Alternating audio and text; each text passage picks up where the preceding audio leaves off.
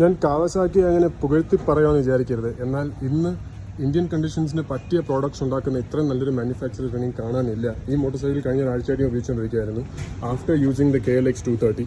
അപ്പോൾ ഈ രണ്ട് മോട്ടോർ സൈക്കിളിനും നല്ല ഡിസ്റ്റിങ്ക്റ്റ് വ്യത്യാസങ്ങളുണ്ട്. പ്രൈമറിലി ഇതിൻ്റെ എഞ്ചിൻ വേറെയാണ്. ഇതൊരു 300cc ഇൻലൈൻ ട്വിൻ ആണ്, വേറെ KLX സിംഗിൾ സിലിണ്ടർ. പിന്നെ ബാക്കി നമ്മൾ കാണാവുന്ന പോലെ ഒരു ADV സെറ്റപ്പാണ് വിത്ത് സ്പോക്ക് വീൽസ്. ട്യൂബ്ലെസ് ടയർസ് ഇടാൻ പറ്റില്ല, അകത്ത് ട്യൂബ് വേണം.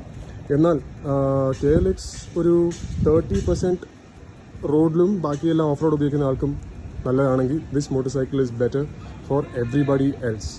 ഈ മോട്ടോർ സൈക്കിളിൻ്റെ പ്രൈമറി യൂസ് റോഡിലാണ്, എന്നാലും bad roads, poor roads, trails എല്ലാം ഹാൻഡിൽ ചെയ്യാൻ പറ്റുന്നൊരു എക്സലൻറ്റ് സെറ്റപ്പാണ് ടോട്ടലി. മോട്ടോർ സൈക്കിളിൻ്റെ ഇലക്ട്രോണിക്സ് എന്ന് പറഞ്ഞു കഴിഞ്ഞാൽ വളരെ സിമ്പിളാണ്.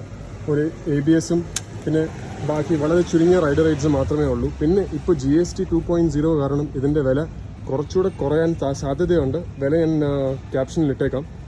ബാക്കി ഇന്ന് എന്നോട് ആരെങ്കിലും ചോദിക്കുകയാണ് അണ്ടർ 300cc ബെസ്റ്റ് ADV ഏതാണെന്ന് ചോദിച്ചു കഴിഞ്ഞാൽ ഞാൻ ഇതേ കൈ കാണിക്കത്തുള്ളൂ. Because it's genuinely that impressive. Performance ഉണ്ട്, ഹാൻഡ്ലിംഗ് ഉണ്ട്, റിഫൈൻമെൻറ്റും ഉണ്ട്. വേറെ എന്നാ വേണം?